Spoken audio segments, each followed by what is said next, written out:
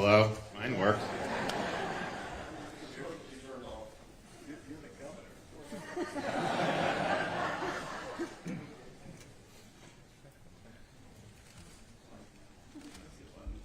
Hello? Sorry about that. All right, first, this is a Socratic stage. This is, I don't know how many we've had. We started it just a year and a half ago. It was a nascent thought that, hey, we should have some sort of ongoing debate where it's civil discourse, it's great topics, and people come and they learn. And so this is one of our fantastic panels that you'll see in a while. I do want to give a shout out. This has been largely underwritten by Ling and Michael Markovitz, who are sitting down front.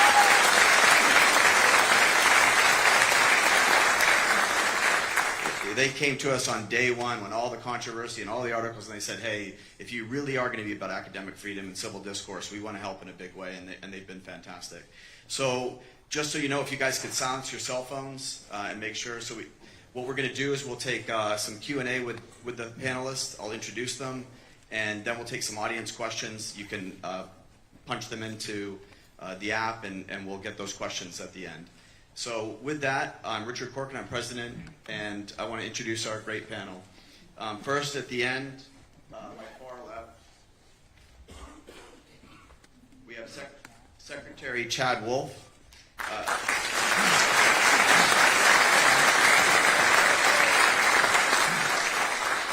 Chad is the president and founder of World Global Advisors and the executive vice president and chief strategy officer of the American First Policy Institute. And just to put it into perspective, the American First Policy Institute, once there was a change in the election in November, they probably had 150 great policy minds working for them with Chad.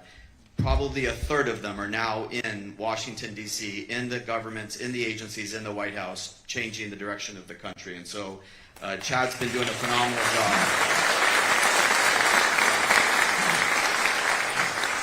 He began his career at the U.S. Department of Homeland Security, helping stand up the U.S. Transportation Security Administration in the aftermath of 9/11. He later served at the department during the Trump administration, eventually rising to the secretary himself. He is a recipient of the U.S. Secretary of Transportation 9/11 Medal, the U.S. Secretary of Homeland Security Distinguished Service Medal, and the National Intelligence Distinguished Service Medal. He is a graduate of Southern Methodist University with a liberal arts history degree. We've got to give that shout out.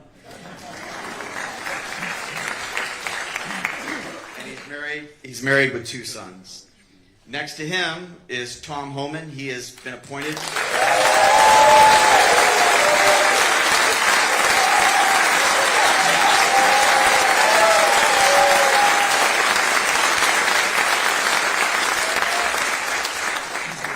He was appointed by President Trump to serve as the first U.S. border czar at the White House. Prior to his appointment, he has spent nearly his entire life in law enforcement.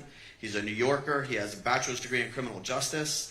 And for more than 30 years, he has served at every level of public protection, from local patrol officers, border patrol agent, and eventually rising to the acting director of U.S. Immigration and Customs Enforcement during the Trump administration.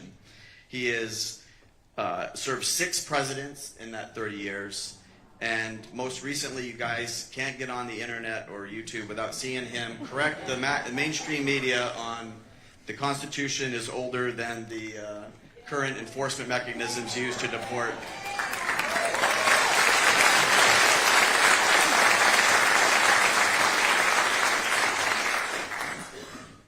And next to me is, without question, over the last 8 years, the greatest governor in the entire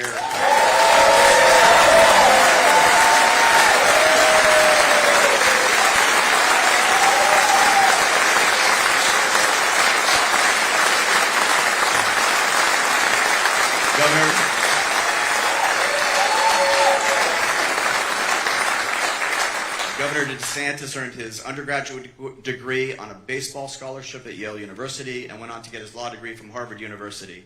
When I first met the governor, I told him, this is crazy, what a coincidence. I can't believe you went to Yale and Harvard. I went to St. Leo and Regent. I mean, what are the odds? And I didn't ever get a scholarship, ever. But he has been a fantastic, amazing friend to New College. All of the transformation, all of the redo and resurgence of New College has been thanks to the governor leading on all levels, helping us to hire more faculty, recruit more students, adding the sports, redoing the entire campus, has all been due to Governor DeSantis.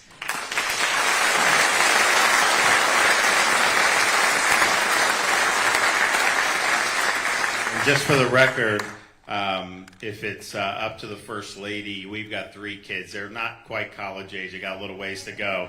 But if there's a choice between Yale, Harvard, and New College, she's sending them to New College.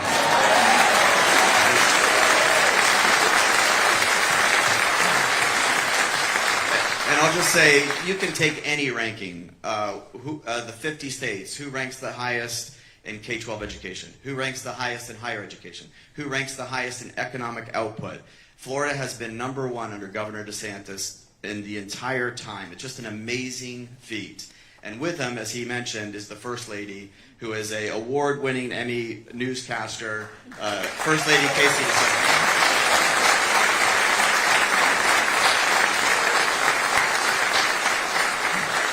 I know our athletic director is in here somewhere, Mariano Jimenez, and I will say that I did see some videos of Mason. They have 3 children. Mason's their son, and I saw some video of him playing at the Valspar in a pro-am at 6, Governor? 6 years old. So we might want to start sending some recruitment letters early and often. With that, let's get straight to the questions. I'll start with you, Bordazar. You gotta like Tom Homan. I mean, it's hard not to.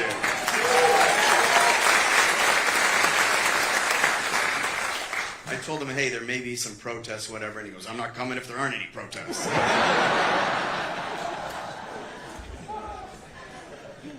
But, Bordazar, last Saturday, the president invoked the Alien Enemies Act of 1798 to declare that a Venezuelan foreign terrorist organization, Tren de Agua, is invading the United States and authorized the expedited removal of its members from the United States. Walk us through the Alien Enemies Act, why he invoked it, issues around it, and is it going to be obviously used beyond Tren de Aragua? Well, Tren de, you got me here? Yeah. Okay, well, I'd like the president, through proclamation, invoked his authorities under Alien Enemies Act, and what the media is not telling you is that that's a law passed by Congress, signed by the president. So he's taking his executive privilege and invoking that Alien Enemies Act, which is the right thing. There's been numerous investigations, deep investigations. We know that Tren de Agua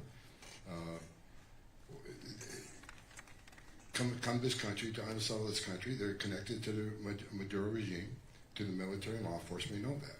They came to this country to commit violent crimes, to spread fentanyl, to kill thousands of Americans, and create havoc and unsettle this nation.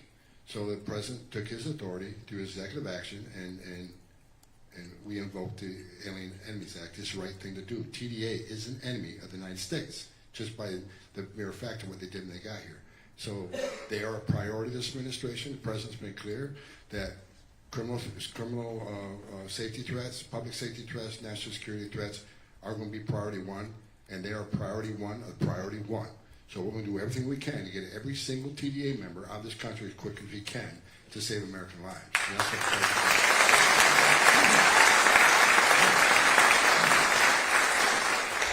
And as a quick follow-up, talk a little bit about the ruling where we have a federal judge who says what you're doing is seeking an injunction against turning the planes around.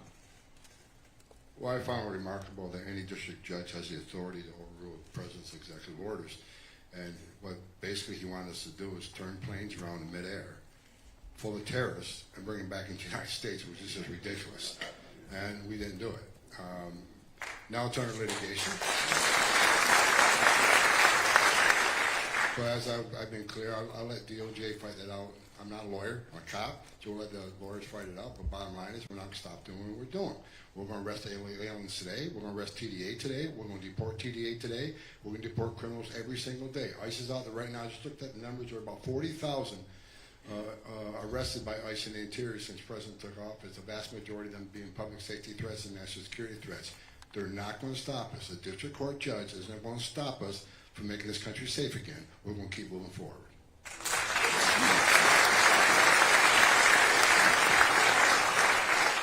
And I would just add, where was the district court judge when all these folks were coming into the United States, right? And so this idea that you're going to have a judge, or even, the left of the country is now first they sided with illegal aliens, and now they're siding with terrorists instead of with the American people. So I think Tom's exactly right, and I think, the American people, by and large, support what the president is doing here. Governor, now you have some thoughts on the judge. Well, look, first of all, the U.S. Supreme Court had a chance to nip all this in the bud about a month ago. And they could have just been aggressive, put these district judges in their place. But, the three liberal justices, they're always going to be against no matter what. And then of the six others, a lot of them aren't reliable. Thomas is reliable. Alito's reliable. But you had a 5-4 where the Chief Justice and Justice Barrett sided with the liberals, kept these cases alive, and it was a different case than the one just there. But the principle is, are we ruled by the consent of the governed under elections and under a written constitution, or are we ruled by a district judge in D.C., Hawaii, wherever the hell they can shop for a judge to find somebody? And then that trumps everything that is in the Constitution in terms of executive powers, because that's what they'll keep doing if you let that happen. So the U.S. Supreme Court needs to put a kibosh on it. Forget about just whether a judge should even be involved in this to begin with. Clearly, if you have one case, judge rules against the government, that shouldn't be a nationwide injunction where the government can't act in all the other 99.9% of the cases. And so the U.S. Supreme Court could reel that in if they wanted to, and maybe they will. But Congress, people say, these courts are out of control. They've been out of control for a long time. It got worse under Trump 45. We knew this was going to happen. This is the most predictable thing, that this is what the left would do. Congress has the authority to strip the courts of jurisdiction over certain issues. They can say you can't hear any case involving the removal of an illegal alien or the removal of certain classes. They could do that if they wanted to do it. They haven't done that. They haven't been aggressive on it, but that's plain in the Constitution. When Jefferson became president, they had problems with judges. They just eliminated these judgeships that they had problems with. They didn't even bother. So none of these courts exist as a matter, other than the Supreme Court, none of the other courts even exist as a matter of constitutional right. That's purely the discretion of Congress to create and then set the jurisdiction. So, and we were talking about this earlier before we came out. If you look at how our government, not just on immigration, on everything, how our constitutional system has really been transfigured in a bad way over many, many decades. The root of the problem is Congress's fecklessness. The reason why you have so much debt, continuing resolutions, a massive bureaucracy run amok, is Congress doesn't use the power of the purse to rein it in. The reason why you have these judges doing what they're doing is Congress has not used the authority in the Constitution to take political issues away from the courts and make sure that that's reserved in the executive branch. So I don't know. Basically, if Congress isn't going to do anything, then you're hoping that the U.S. Supreme Court will ultimately put the kibosh on this. And maybe they will. And I think that the arguments that the Trump administration will put forward are the right arguments. But I've also seen them put forward the right arguments already, and the Supreme Court has not been willing to adopt those arguments yet. So we'll see what happens. But if they don't put the kibosh on this, then you're just going to have 4 years of trying to find the most liberal judge you can, file a lawsuit. They'll say nationwide injunction, and then your hands are tied from doing the job that the American people elected the president to do.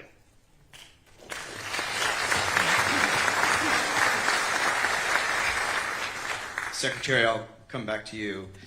A lot's been said lately about until we get this under control, until there's some real meaningful long-term solution, just shut down the border completely. Your thoughts? Well, I think that's what President Trump's and the team is doing, right? They're using the authorities that they have to make sure that they protect the American people. So the national emergency, a 212F order, all the things that they're doing now are things that could have been done the last 4 years under President Biden, right? They chose not to do that from just the sheer will of not wanting to go in a certain direction. So we hear a lot of talk about, comprehensive immigration reform, which is like the worst term I've ever heard. But I think what the Republican Congress needs to do now is look at all the actions that President Trump and his team are putting in place, and how do you codify that into law, so that if you do have a different president from a different party, that they're just not going to undo everything. And so Congress really needs to take a good look at what's being done here, put it into law so that we don't have the chaos of the last 4 years that we had under President Biden at that border, because that's what will happen if we don't get a lot of this just enshrined into law. Executive authority is great because you can do it quickly, you can do it fast. I'm just worried in 4 years when President Trump leaves office, and it's not a Republican and a conservative that has an enforcement mindset, what is that border going to look like? And so that's where I would push the Republican Congress to do, obviously we can get a lot of infrastructure. I know we're building wall. There's a maritime buoy going in South Texas. There's a lot of stuff that President Trump's doing today, but you got to get it codified into law.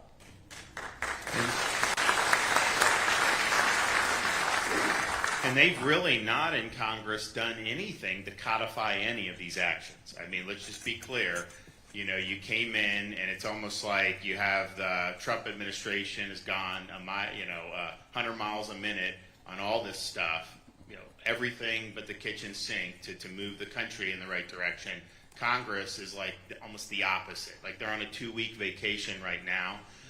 They haven't voted to codify. They haven't successfully codified a single executive order. We were talking about the border wall. They just passed a continuing resolution, Republicans' votes, that did not provide 1 cent for the border wall. It was just a continuation of Biden's spending from last year. That's all it was. USAID, they go on cable news, this is so bad, and yet they voted to fully fund AID. Now, President Trump's not going to probably allow some of these grants to go out, which is great, but why wouldn't Congress at least do that? I mean, DOJ is doing all this stuff. So I think that they've not shown any inclination to do what Chad is saying needs to be done. And what will happen is you will absolutely see all that go up in smoke if a new president comes in 29 that doesn't agree with these policies. It'll happen like that. So, you got to start to think strategically. You got to start to think more long term. And it's great to see what's happened at the border for it to go down by 96, 98%, whatever, in 2 months when they said you needed some convoluted bill to be able to secure the border. That was obviously a lie, but it's been proven to be a lie. But you can just as easily reopen the border like Biden did. I mean, he reopened the border. He was flying people in. They were literally going to foreign countries and flying people in to the country and dumping them all over the United States. And that happened for 4 years. So we've got to get this into law, and I think Congress really needs to be way, way more aggressive than what they've been so far.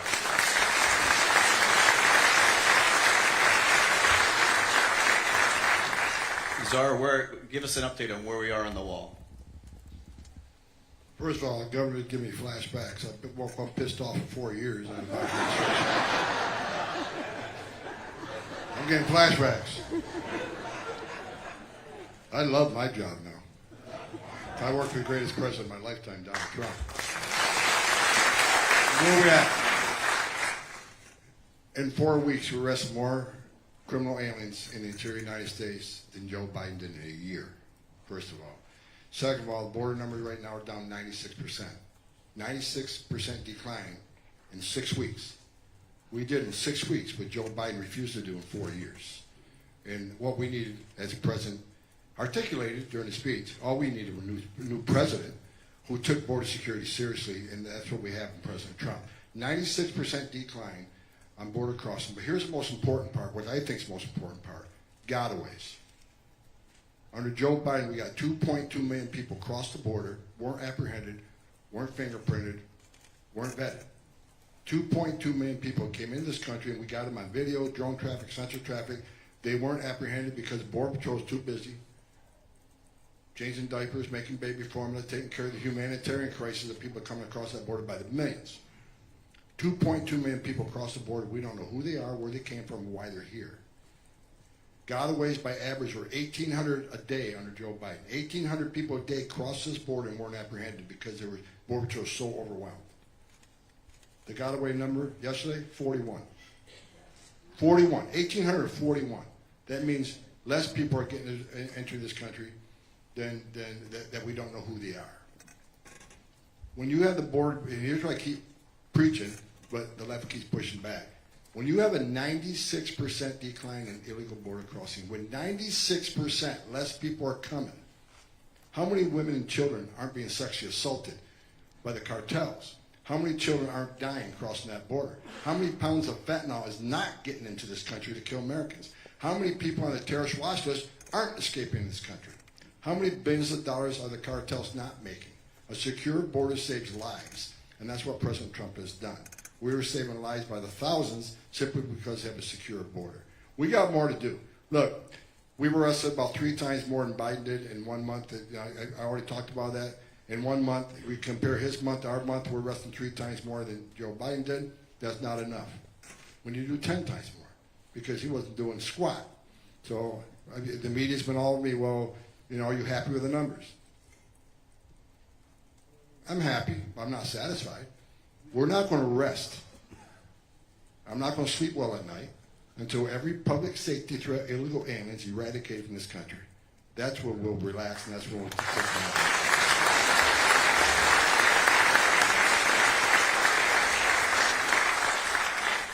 I think what we've been reading and hearing from the administration is also striking amazing partnerships with the state and local governments. But if you go from California to Florida across the southern border, Governor, you can start. I mean, you've passed immediately upon, called 2 special sessions to pass broad-ranging immigration reform. But I don't know if any of the other states have done it. Walk us through the reforms that Florida's passed and what needs to be done in the other states. Well, we've barely been focused on this since I first became governor. My first year as governor, Florida, we finally banned sanctuary cities. And it was something that they had not been willing to do. Part of it was political. They thought, well, you know, you're not going to be able to win Latino votes if you ban sanctuary cities. It was just the opposite. We had a higher approval of that policy amongst Hispanics and Floridians than any other subgroup to ban the sanctuary cities. So we did that. In 2023, we did a series of reforms involving employment verification. We did things to hold illegal aliens accountable. We made sure so we've never done driver's licenses or allowed that, but these counties wanted to issue these ID. We said, you're not allowed to do that.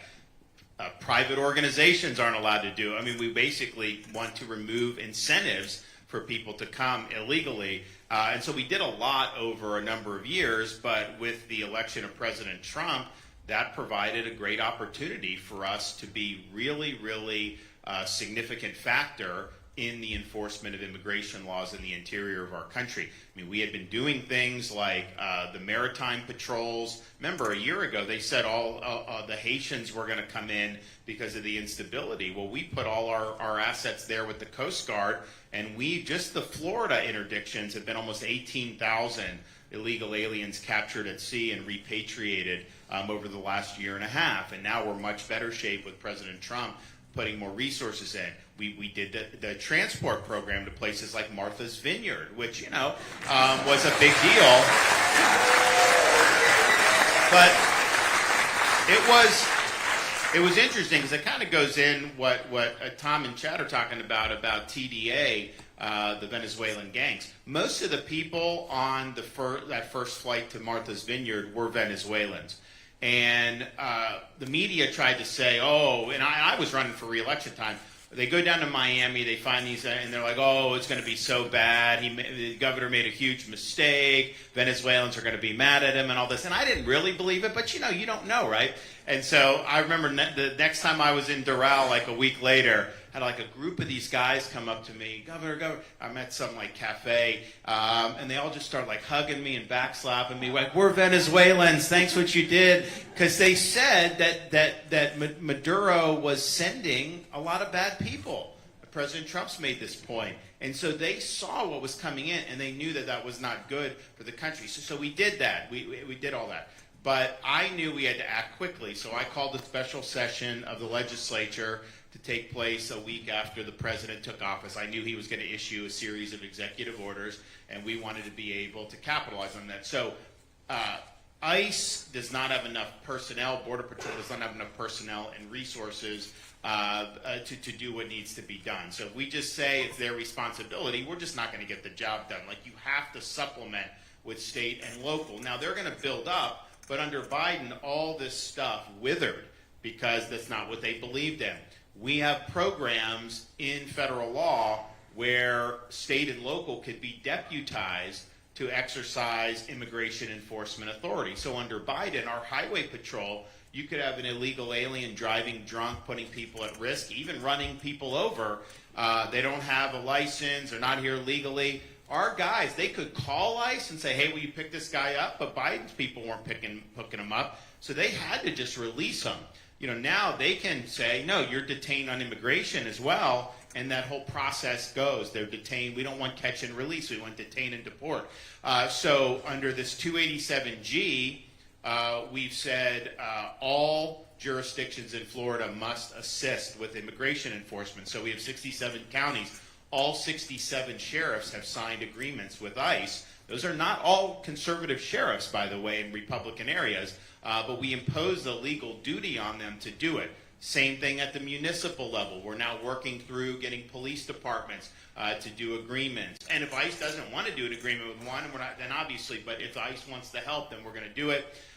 You saw this thing where the city council's fighting the mayor and the police chief about whether Fort Myers PD should be involved in it. And it's not a policy question at this point of whether they should be involved in it. Under our law, they must be involved in it, and that will happen one way or another, and we will get that done.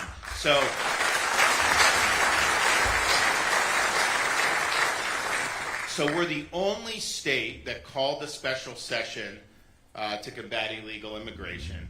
We're the only state that's imposed an enforceable duty on all local and see the state. It didn't really matter. I didn't need to impose a duty because I immediately told all the state agencies, sign up and let's be part of the solution. We want to be on the team. But the locals, and look, even some conservative, generally conservative folks, some of them are just like, look, it's not our problem. Let the feds handle it, whatever. And it's not that they're going to sabotage it. They just don't want. They want to focus on other things. But that's not going to work.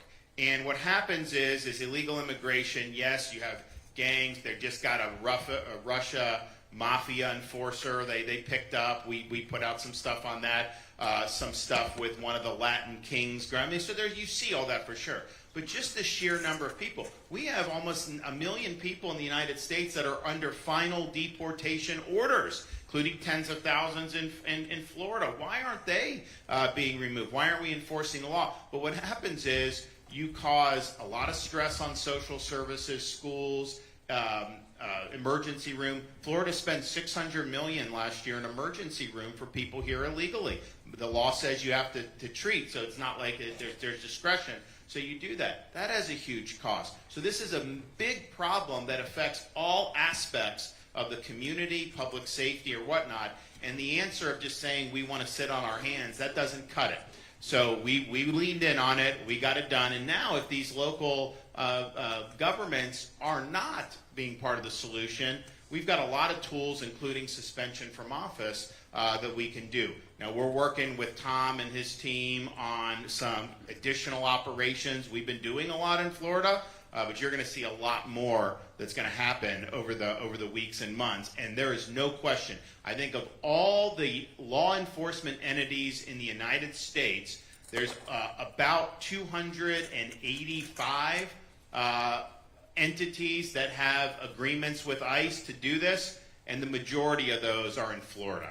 So it just shows. Let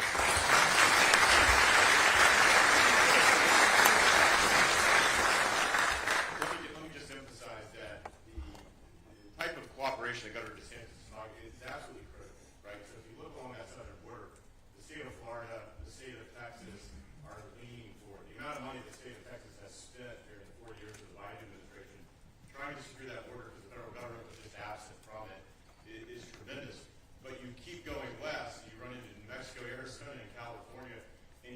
have the same type of cooperation with federal law enforcement, or even there at the state level. You have in New Mexico where they're trying to ban private companies from detaining individuals and deporting them. And so there's just a different mindset, and I think that you see both here in Florida and perhaps maybe even to a lesser extent in Texas, that's what real cooperation looks like. That's when the state and the federal law enforcement are working together to protect those communities, and that is a model. What Governor DeSantis is doing here in California and in Texas, that is the model that we need around the country. Just because you don't live on the border does not mean that you're not impacted about what's going on the border. And so we see a number of states lending National Guard support and others, and I think that's great. There's certainly more that they can do, as the governor's outlined, having their law enforcement engage in this fight to help Tom and the folks that he's directing, I think is absolutely critical. And I think more and more Americans, more and more elected officials are starting to understand why that's important. And just to be clear, New College Police Governor has done their 287G to cooperate. Nice. Well, that was another thing. So in this special session, I talked about we had worked on removing magnets and incentives to come. But, one of the things that had been done in Florida 10 years ago, 12 years ago, before I was a governor, was doing in-state tuition discounts for illegal aliens. And I'm just thinking to myself, like, why are you giving a discount, but yet you live like in Valdosta, Georgia, and you're a U.S. citizen, you got to pay a lot. It just makes no sense. And so as part of this package, that provision what was repealed from Florida law. And so, it's like these folks make, states can make bad policy in the past, but if you correct it, I think that's a really good sign. And I have been working to get that done the entire time I was governor. We almost got it in 23. It always would magically fall out of the bill before the bill passed. And then this time, we were like, all right, we got to get it done. So I think that's really, really good. And I think, New College being a part of the solution is great as well. Yeah, and just to be also clear, I voted against that bill 10 years ago, Governor. And it's where I learned my first good lesson. When someone says to you that you're on the wrong side of history, it means you really are on the right side of history. Having said that, though, the incentives are a real issue. And I think the biggest incentive, and I'll go to you, Czar, what about birthright citizenship? You just get across the border, you get here, and then you're born here, you're a citizen. Is that something that needs to change? Well, I'll say this is an enticement. It's a magnet for more illegal immigration. For example, under President Obama, a lot of families came across, a lot of single females came across, and Jay Johnson was the secretary at the time, and I respect Jay Johnson. Didn't agree with him all the time, but his door was always open. He heard me out, right? So despite all the hate on Trump, President Obama approved a family operation where these family groups who've been ordered removed because they lost their case. And 90% of people who claim asylum at the border will end up with order removal because they simply don't qualify for asylum. They're coming here for a better life, I get that. But they're not escaping fear and persecution from their home government because of the race, religion, and political affiliation. So they make a fraudulent asylum claim. So we had hundreds of family units that were ordered removed by the judge. The Obama administration approved us to go look for these people and deport them. We went looking for them. 44% of these family units, the mothers already had a U.S. citizen child or was pregnant with a U.S. citizen child. Despite all the hate that's out there and people attacking this, that is a driver for illegal immigration because they say illegal aliens don't take social benefits. Well, I argue with that. I've been doing this a long time. They do. But having a U.S. citizen increases the use of social services, and it's a driver of illegal immigration. Birthright citizenship. Russia and China, the two biggest countries, where they come here on a visa, visitor visa, tourist visa, and they're pregnant. They have a U.S. citizen child while they're here. They're not here for be a tourist or a visitor. They're here to have a child and become a U.S. citizen. So I think the Supreme Court finally needs to answer that question. I'm not a lawyer, but I can read. I don't think it's clear that illegal alien that has a child in this country is automatically a U.S. citizen. When they keep going back to the Wong case. The Wong was actually here under immigration control. They were here legally. They weren't citizens, but they're here legally. They were here under the control of the government. So We'll see what the Supreme Court says. I hope the Supreme Court will decide the right way. But I have the same fear as you have. But it's the driver of illegal immigration. And here's where I need people to understand. I know I've got some haters out there, and I love that. Because I'm not running a popularity contest. When people are saying this is just innocent illegal immigration, there is no such thing. Because if you wore my shoes for 34 years, there's a whole ugly underbelly of illegal immigration. 31% of women that make their journey get sexually assaulted. Fact. While I'm talking to you right now, women are being sexually assaulted as part of their fee to cross the border. Luckily, because of President Trump and border down 96%, less of that's happening. But illegal immigration is not a victimless crime. I've done it for a long time. And it's a right way and wrong way to enter the greatest country on earth. We got millions of people standing in line, taking their tests, doing their background investigation, paying the fees. They're sitting in the back seat. While millions of people in the Biden administration cheated the system. They can claim they're asylum seekers all they want. Okay, they're seeking asylum. But here's what you need to understand. Nearly 90% of everybody who claims asylum at our southern border end up with an order removal, which is why we need to do a massive deportation operation. Everybody says, well, what a racist thing to say. No. When you have a massive illegal alien crisis on our southern border by the millions, and we know 90% don't qualify for asylum, people on the left can say they have a right to claim asylum. They have a right to see a judge. They have a right to due process. And we made that happen. But due process doesn't mean squat if the final decision of the courts isn't carried out and executed. That's what due process is. So since 90% of millions of people came across the border to be order removed, those orders have to be executed. If they're not executed, then what the hell are we doing? Just shut down the immigration court doesn't mean anything anymore. Take the border patrol off the border. We need to send a message to the whole world. There's a right way and wrong way to come to this country. There's a legal way to do it. You want to be part of the greatest nation on earth, breaking our laws shouldn't be the first thing you do.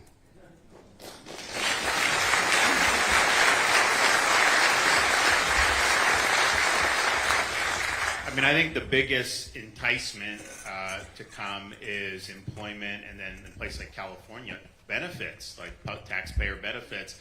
But I think birthright citizenship is also an enticement, and that was not what the 14th Amendment was ever intended to do with respect to illegally crossing the border and then giving birth here in the United States. The purpose of the 14th Amendment was to overturn the Dred Scott case, which said that basically blacks could not be U.S. citizens. Dred Scott was a freed slave.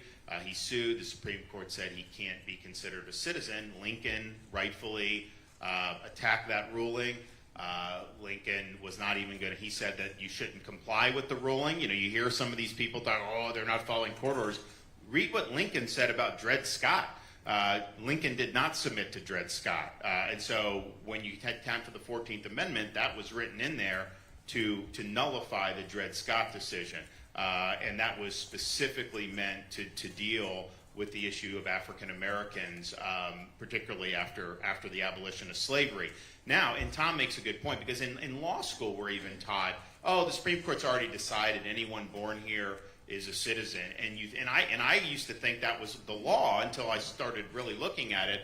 But this Wong Kim case from the 1880s or 90s, you had two Chinese nationals who legally immigrated to the United States, and then they had and then they said under those circumstances that was birthright. But that's a lot different than people coming in contrary to what the law is, where the American people have never, through their elected representatives, provided that pathway to come just across the border. So it's definitely a live issue.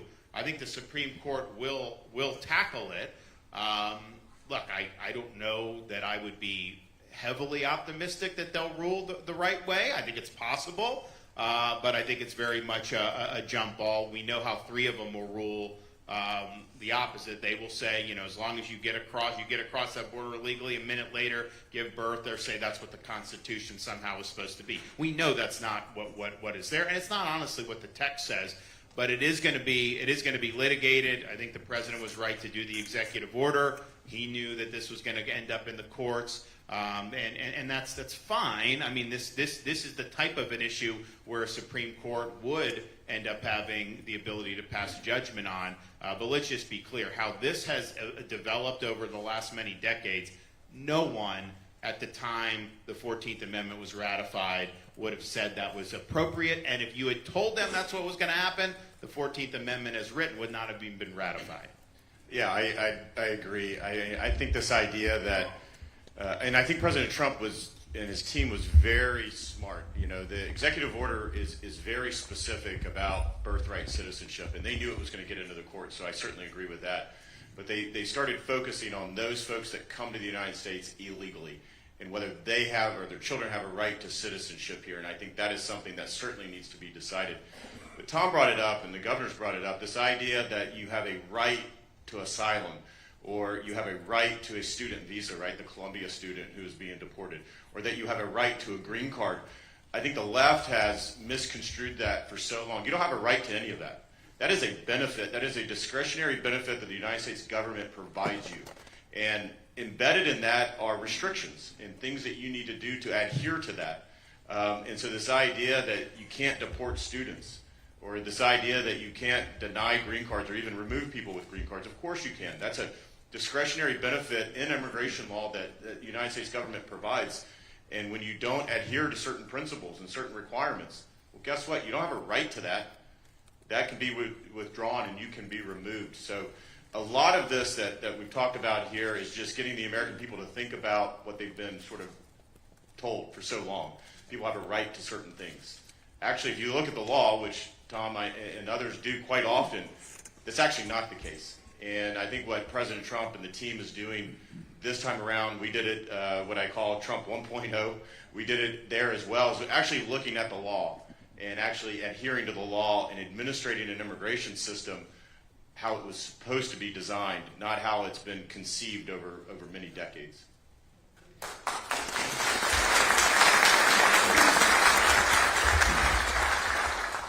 I think part of the problem that you're hearing, and I'll give this to you first, Czar, is we live in Florida, and we have Governor DeSantis. And when we have local officials, I don't care if it's in the judiciary or county commissioners, city mayors, it doesn't matter, not following the law, he exercises his constitutional authority and removes them.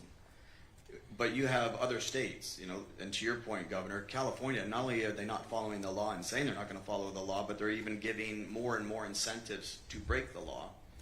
And I will say, on my way in, I did notice that Gavin Newsom's across the street protesting. But what do you do with these states and these governors like Gavin Newsom and these leaders? And you've said you talk about criminal prosecutions, Czar. What do we do to rein in these individuals who think that the rule of law does not apply to them? Well, luckily, we got Pam Bondi as the Attorney General who's going to sue these people. And I've been clear when it comes to sanctuary. They say, well, we're a welcoming community. We're a sanctuary city. And their justification is we want victims and witnesses of crime, if they're illegal aliens, victims and witnesses of crime to feel comfortable coming to law enforcement and not think they'll be turned over to ICE because we're not working with ICE. Okay, that's bullshit, first of all. Because victims and witnesses of crime don't want the bad guy in the neighborhood either, right? So what ICE strictly want, we want access to the jail, where they chose to lock somebody up because he's a public safety threat. That's the person we want to talk to. We don't want to talk to the victim witness at all. Matter of fact, if we did talk to the victim, it might end up with a visa if they're a victim of crime. But we want to talk to the bad guy. And I can't believe there's any elected official, whether it's a governor, a mayor, or a city council person, like what's happening down in Fort Myers area, that doesn't want public safety threats removed from their community. Their number one responsibility is protection of the community. So why would any elected official not want public safety threats removed from their community? But that's what ICE is doing. As far as sanctuary states, sanctuary cities, you're not going to stop us. We're just going to keep doing what we're doing. We'll double the manforce there. But here's the issue. Sanctuary cities are going to get exactly what they don't want. More agents in the community and more collateral arrests. Now, the media's all over right now. Well, a big part of these criminal arrests are actually non-criminals. Yes, they are. Where do these collateral arrests happen? Sanctuary cities. Why? Because you forced us in the community to find the bad guy. So when we find the bad guy, he's probably with others. Others that are in the country illegally, but maybe not a criminal alien. They're coming too. We're going to force immigration law. Unlike the last administration under Mayorkas and Biden, they told ICE agents, immigration officers, you cannot arrest an illegal alien for simply being here illegally. Here's the executive branch rewriting statute. They told ICE officers you can't enforce the law. Unless they convicted of a serious crime, you can't arrest them. Well, that garbage is over with. If you're in the country illegally, you got a problem. Now, we're going to prioritize public safety threats first, and that's what we're doing. But it's not okay to be in this country illegally. It's against the law. It's not okay to cross the border illegally. It's a crime. And we'll deal with it in prioritized fashion, which is exactly what we're doing. But here, the sanctuary's here. Here's the problem. We just want access to get bad guy in jail. One agent can apprehend a bad guy in the safety and security of the jail, where everybody's safe. The officer's safe, the community's safe, and the alien's safe. But when you force us in the community, it puts officers at great risk. Now they have to arrest a criminal alien on his turf who has access to who knows what weapons. It puts the community at risk of further crime. Releasing a public safety threat back in the public is just dumb. Give us the guy in the jail. And I would say any elected politician, you go to the immigrant community, because look, the immigrant community, even those who are here illegally, despite them being here illegally, the vast majority are family people. They want to raise a family, and they're God-fearing people, and they don't want pedophiles in their neighborhood either. They don't want someone arrested for DUI 10 times in their neighborhood either. Go to the immigrant community and ask them one question. Would you rather have ICE in the jail or your community? What do you think they're going to say? The jail. Because they don't want public safety threats running around their community either. And we're the most TDA and MS-13, who they victimize? The immigrant community. So I'm sick of the sanctuary city politicians saying we're protecting the immigrant community. No, you're not. When you release that public safety threat, you're putting the immigrant community at greater risk of crime. You're putting the victim and witness that you're saying you're protecting at greater risk of retribution. Let ICE agents in a taxpayer-funded jail to take the bad guy not only out of the community, but out of the country, and make this country safer. Every criminal alien that we remove from this country makes this country safer. Every single one of them. We're going to do it one at a time, and we're going to make this country safer at the end of this 4 years. Guaranteed.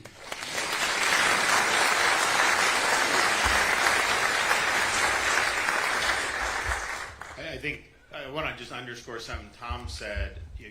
Yes, obviously, if you have Venezuelan gang members, that's going to be a priority for law enforcement, and it should be. But that doesn't mean that people who are here illegally or not part of this gang or have not been convicted of a crime that somehow that means you're fine. Like, oh yeah, nothing wrong. But you do hear this rhetoric where you have law enforcement say, oh, well, if you come illegally and you commit crimes, then we're going to go after you, but not somehow short of that. If that's the case, you have 20 million people here illegally. I don't know what the number is, but I would guarantee you the overwhelming percentage of those people have not been convicted of separate crimes since they've come. So if you say the only trigger for being deported is being convicted of a separate felony in the United States, then you are basically saying we have a de facto open border. If you don't have interior enforcement, you do not have control of your country. And so one of the reasons why we wanted to do what we do, highway patrol, all these other guys, is because they have interactions with people who are here illegally who have not been convicted of a separate crime. And oh, by the way, in the special session, we made it a crime to enter Florida illegally, and we created an enhanced felony if you're in Florida after previously being deported. That's a state level, that we can hold you accountable. So it's not true to say you haven't committed a crime if you cross the border illegally. But there needs to be routine interior enforcement, and you cannot say that people who are here illegally are scot-free up and until the time they actually commit a separate criminal offense.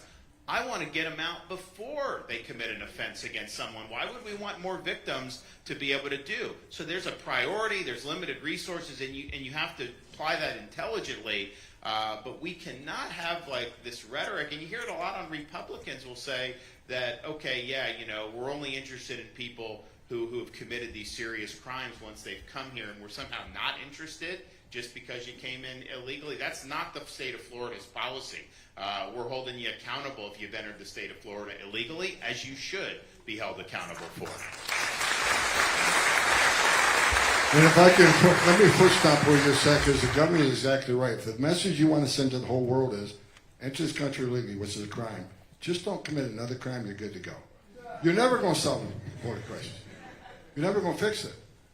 That's why we have to do what President Trump is doing. Congress can fix the system if they want. I don't have a lot of faith they're going to. But we need to send a message to the whole world. It's not okay to enter this country illegally. And let me tell you why. Under Joe Biden, on an average day under Joe Biden, 70% of Border Patrol agents were pulled off the line to take care of this humanitarian crisis, right? 11,000 a day. And they were actually changing diapers, making sandwiches, making baby formula, taking people to hospitals, dealing with this humanitarian crisis. When you take 70% of agents off the line, in some sectors in the last couple of years, they pulled every single uniform off patrol because they have overcrowding. And the only thing the Biden administration was concerned about, we can't have overcrowding because the cameras catch that. We can't claim the border secure. We got overcrowding in these facilities. So their number one priority was process quickly, release quickly, because there's no overcrowding, there's nothing to see. But when you overwhelm the border towards 70 to 100% of agents pulled off the line, what happened? Enough fentanyl came across the border to kill 250,000 people. Sex trafficking was up 600%. The death of aliens crossing the border were at a record high. 4,000 people died crossing the border.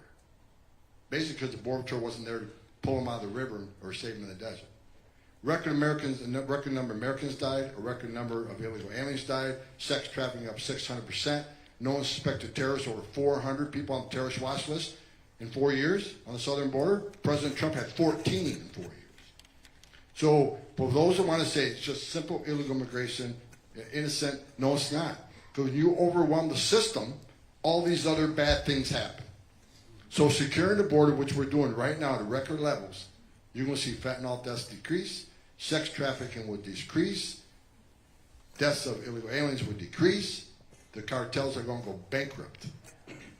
This is the right thing to do. Secure borders saves lives, and no one can prove anything different. The data speaks for itself. A secure border saves American lives, it saves aliens' lives. That's a fact.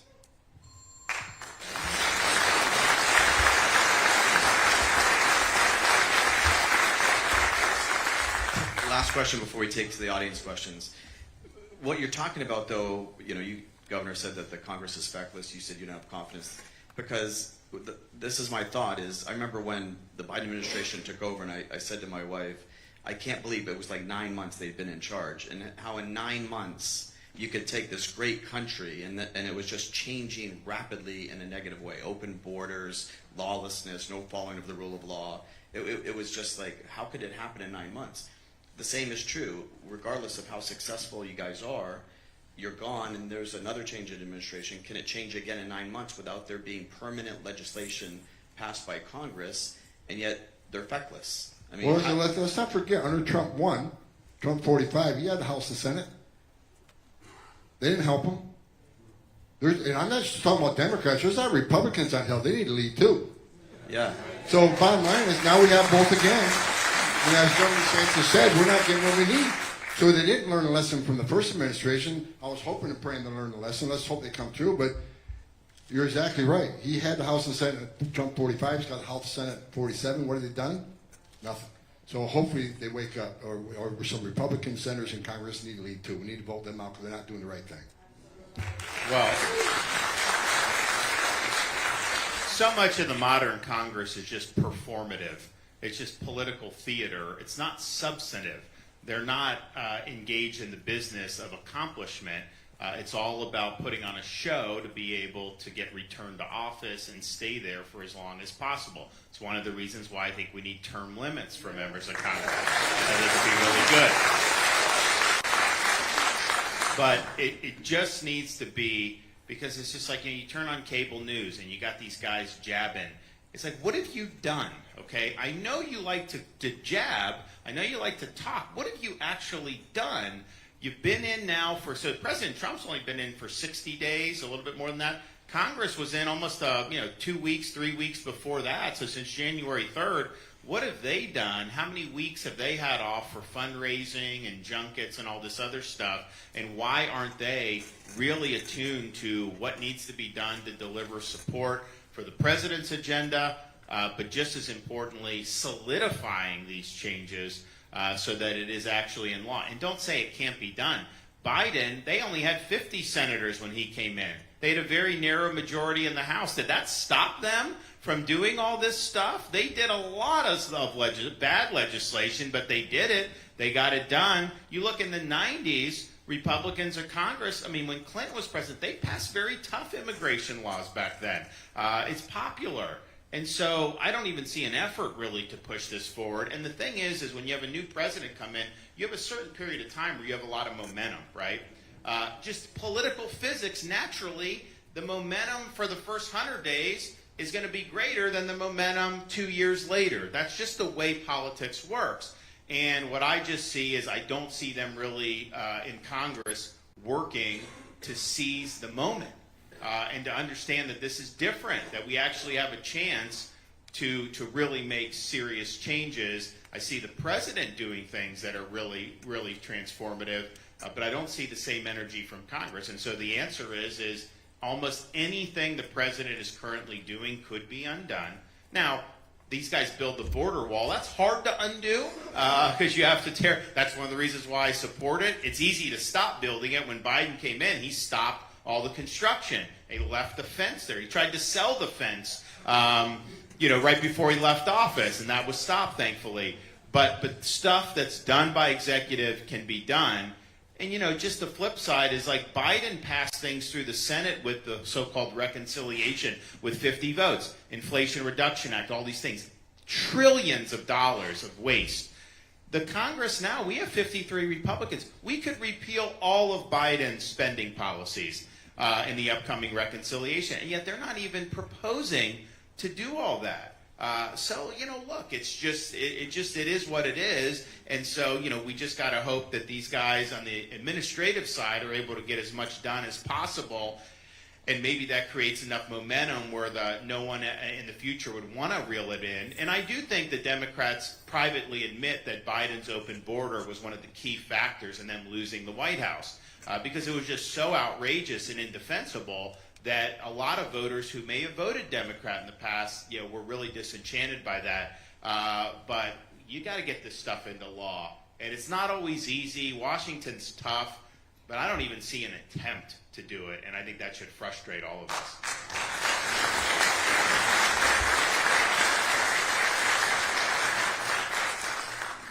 I agree. I say to my wife that if the only two things that happened in the Trump administration, notwithstanding all the great work you guys are doing, are term limits and a balanced budget amendment. The country's saved for another 200 years. And it's really what we have. Well, Florida has done this. Yeah. So we at the legislature under Article 5 has done term limits, and we need enough states to do it. We've also done a balanced budget amendment. We now have, I think, 28 or 29 states nationwide. If you get 34, that triggers to where this amendment would be debated and potentially sent to the states for ratification. I'm actually going to be traveling around to some other states where they're going to think about voting on it and urge the legislatures to do it. Because, the reality is if we'd had a balanced budget amendment in place 25 years ago, the country wouldn't be $36 trillion in debt. That's just a fact. If you look at Florida, we have a balanced budget requirement. And what have we done? Since I've been governor, we've paid off the state over 180 years, the debt that Florida racked up. We've paid off 41% of it just in the last 6 years. So we have the lowest debt per capita of any state in the country, that has state debt. And so it can be done.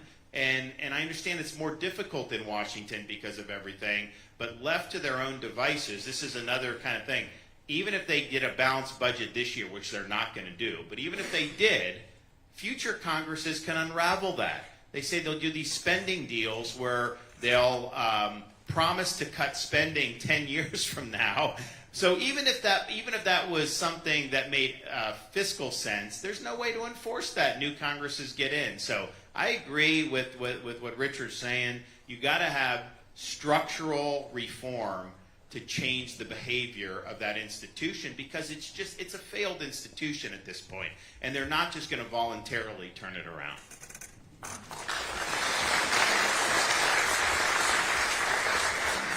Let's start with you. A question from the audience, Secretary. What do we do with the use of migrant workers?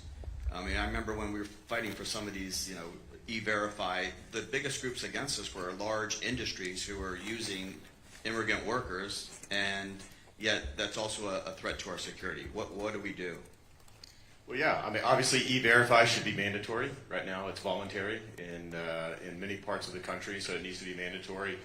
Look, this idea, and I keep hearing this, which is, as President Trump and Tom and others, they're going to deport the labor force, and that's going to have a devastating effect on the economy. I don't subscribe to that. As Tom has indicated, obviously they're focusing on criminals and criminal actors. So whether they work in ag or whether they work anywhere, you want criminals out of your community, and I think that's critically important. There are legal ways to get certain groups, agricultural workers, seasonal workers, right? You got H-2A, H-2B, you got H-1B, high-skilled visas. You've got a number of visa programs that are designed, but they're just mismanaged. They're mismanaged. They've been abused over time. And so, again, we'll come back to Congress. Congress actually needs to do its job and actually reform the legal immigration system so that we have workers here for the economy that's built today, not an economy of 3 decades ago. And so it just doesn't work now. And so if you incentivize workers, if you incentivize employers to come in the country, get vetted, do your job, and if you're seasonal, leave, come back the next year and have it repeat over a period of time, you're going to see both migrants and others take advantage of that, but the system is just broken today. And I think if you talk to anyone that's involved in that or trying to get workers or anything else, it's absolutely broken. We need to do our best to protect American jobs at the same time, and I think that gets lost. So there's a number of things that can be done, but and because I hear from a variety of groups this idea that maybe we shouldn't target this group or that group because they're really critically important to the economy. I don't subscribe to that. I don't think the economy is going to fall apart because Tom's deporting people. It just doesn't work that way. And so there is a way to bring in the right workforce, a skilled workforce or an unskilled workforce, to make sure that, again, we have the economy that we need because, just from my perch, the United States is the strongest and has the ability to exert power internationally when we have a strong economy. Economic security is national security, so making sure that we have the right workforce, that we have the right economy here, and President Trump's focused on that, is absolutely critically important.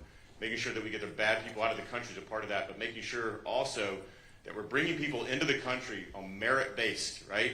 Get rid of these diversity visa lotteries. Get rid of all this, just handing out green cards left and right. Let's bring people in that are going to contribute, that aren't going to be on welfare as they come into the country, and focus on that. And unfortunately, that is a role that Congress has to play. They're not good at it, unfortunately. And we'll see if the Trump team can actually push that conversation along because it needs to happen.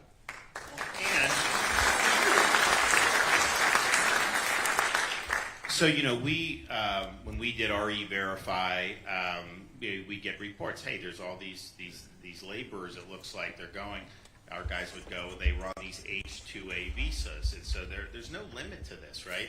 People can bring in H-2A workers, and, there's criticism to that program, too, with how it's done, but when they're bringing in illegal migrants, they're doing that because they can pay them less than they have to pay an H-2A worker. That's why they're doing it.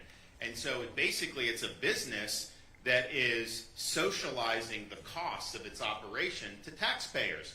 Because you bring in someone illegally, who pays for their health care if something goes wrong? You do. Who pays for their kids' school if they bring it? You pay for the kids' school. Who pays for the effects of traffic accidents, everything? They don't have insurance, and not them. You're going to have to bear that cost.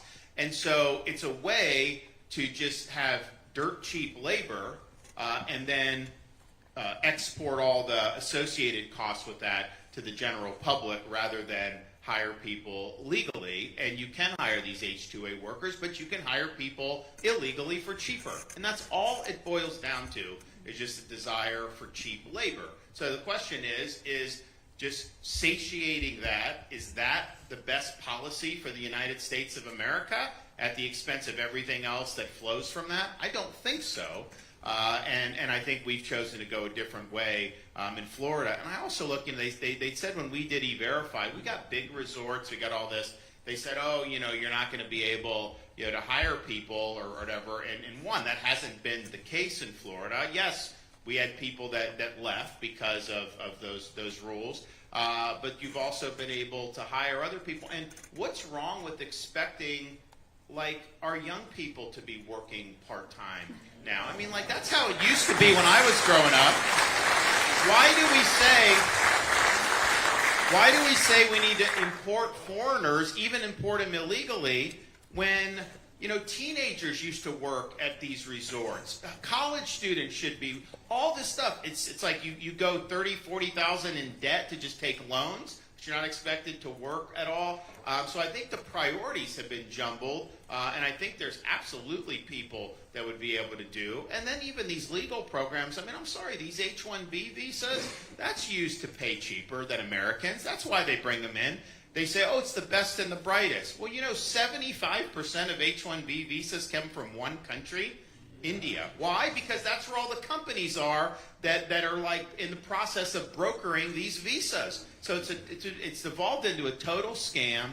You've had situations in Florida where the American workers are training their H-1B replacements. So they get fired, H-1B gets less money to come in, and then they do. And the H-1B is indebted to the company. So if Microsoft brings an H-1B, that person can't just jump to Google or somewhere else. You have to stay with it. So that's another giveaway. And they're operating, at least ostensibly, within the confines of the law. But there's a notion out there that somehow people think, and a lot of elites assert that somehow Americans just don't cut it. And I don't agree with that. And we can't agree with that if we are, in fact, the greatest country in the world. So rule of law will work. Following the Constitution will work. And I think our economy will be really, really strong as a result of that. So I agree with everything that's been said. Of course, I'm not an import program, I'm in the export program, so I'll deal with the exports. But let me give you one real-life example of what happens every day across this country. And it's a true story. I put a new roof on my house. I had a storm damage. I had to call 6 different companies before I got a company that guaranteed me a legal workforce. Well, father and son showed up, and he was hoping I just need a roof repair and not do a whole roof because the father and son didn't have the ability to do that. So talking to him, I said, no, I need a whole roof replaced. So I talked to him, I said, well, how long have you been in roof business? Here's what he shared with me. He employed 20 U.S. citizens to get on a roof, pay him $20, $25 an hour.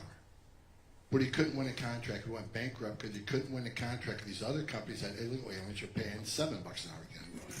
So he couldn't compete. So what happened? He laid off 20 U.S. citizen employees. That happens across this country every day.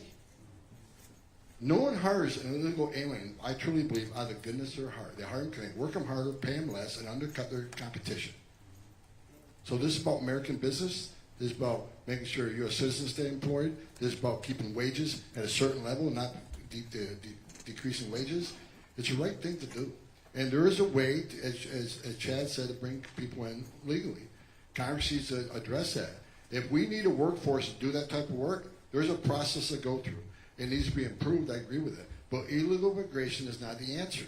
Again, it's not a victimless crime. If you've seen what I've seen in my career, you'd understand. You might not like me, but you understand me. I've talked to girls as young as 9 years old. They were raped multiple times. And when you get on your knees, you talk to a 9-year-old little girl who had everything innocent and pure stolen from her, ripped from her, who has lost faith in all humanity. That happens on the border all the time. I stood in back of a tractor trailer, and 19 dead people at my feet, including a 5-year-old little boy, and they all baked to death. You wear my shoes and see the tragedies I've seen at the border. Secure borders, I'll say it again, secure borders save lives. Illegal immigration is not the answer. Congress needs to do some fixes, but I agree with Governor DeSantis. The rule of law is what this country is about. And if we keep pushing the rule of law, this country is even going to be greater than it is now. We got to stand by the rule of law. We got great founders of this country. We need to stand by the principle what this country is all about. People can come to this country. We're the most welcoming country in the entire world. We bring more refugees and visitors to this country through the legal process than any other country in the world. Matter of fact, almost more than all countries combined. We're the most giving country in the world.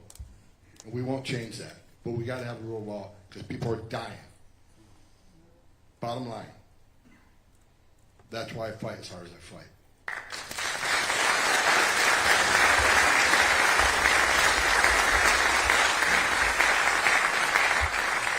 Real quick, closing thoughts by all three of you. What do the next 3.5 years look like in solving the immigration crisis in America? 1, 2, 3 things that need to happen, should happen, or hopefully will happen. Well, there's a term that I've been using over these last 50 days, and that word is velocity. The amount of action that the Trump administration has done in these 50 or 60 days has been unprecedented. I hope that continues for the next 3.5 years. I hope we don't slow down. I think there's so much change that can be done, not only at the border, not only about removing individuals, but also on that legal side, and really need to fix that because it is being abused, as the governor said, and so there's a lot that needs to continue to be done on border security and on immigration. So if the pace continues, we'll see if folks can keep up with it. I think there's a lot of folks that are tired, not Tom, but others, 60 days or so in, but that pace needs to continue. I think that's what the American people voted for last November. They didn't vote for 60 days of it, they voted for 4 years of it. And so I'm hopeful that velocity that we see continues across all the fronts that we've been talking about here.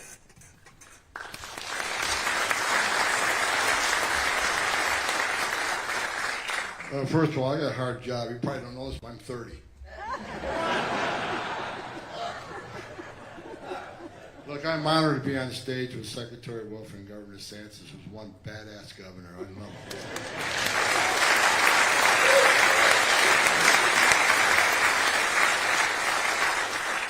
They both need a haircut.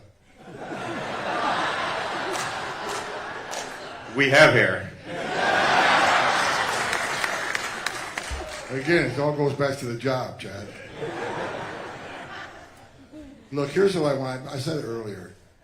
I've seen a lot of tragedies in my lifetime who changed me. They've made the man I am today. Again, I started in 1984 as Border Patrol agent. I was a special agent. I've done numerous investigations. I've seen so much tragedy, so much death, so much terrible things in my life that I fight hard today because I know every day that we secure that border, we're saving lives. Women aren't being raped. Children aren't drowning in the river. And as we remove these public safety trusts like TDA, who raped and murdered young women, set a woman on fire in a subway, that's why I fight so hard. So what does the next just 2 months shy of 4 years mean for me? I will start smiling on TV when we remove every illegal alien public safety threat, every gang member, every national security threat from this country. They have no right to be here, and they need to go. If they don't want to go on their own, then we're going to hunt them down, and we're going to deport them. And I do that with no apology. That's what we're going to do. And if I accomplish that, I can retire for the 3rd time.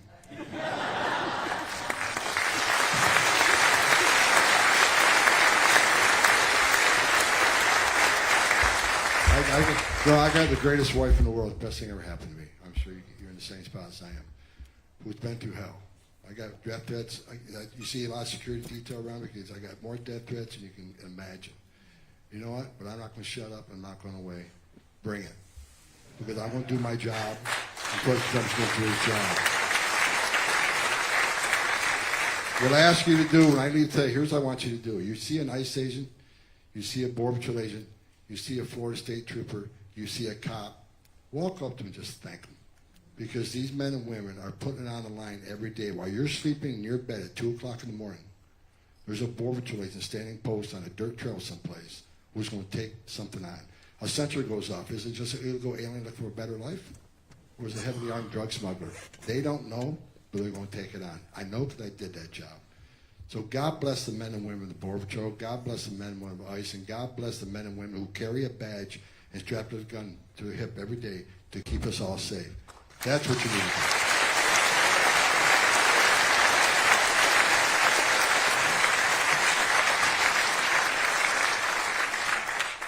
Well, I think over the next 3.5, 4 years, we've already established Florida will be leading the states in this fight. We are on board, and we understand this is a team effort.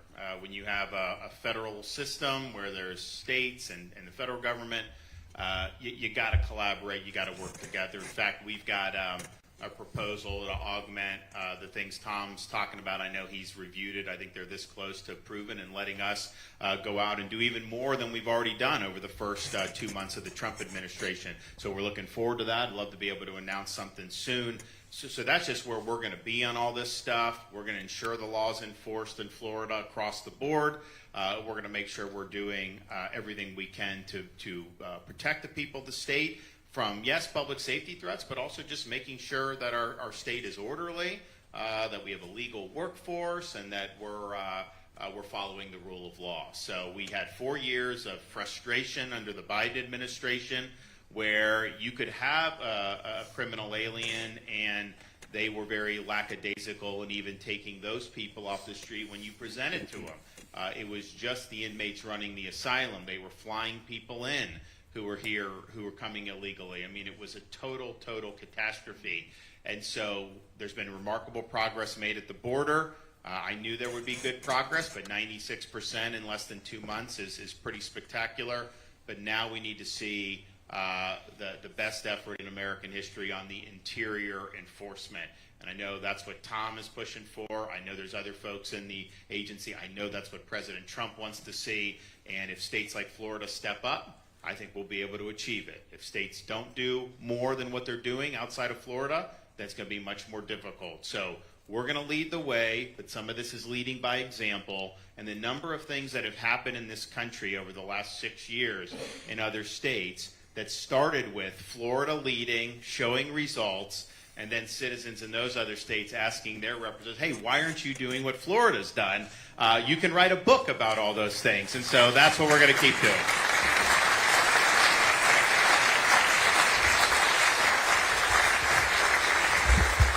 It's absolutely been one of our greatest Socratic stages. I can't thank you enough, Secretary, Czar, and Governor. It's been fantastic. Thank you so much for sharing the stage here at New College, and go out there and proselytize all you can about the great New College experience.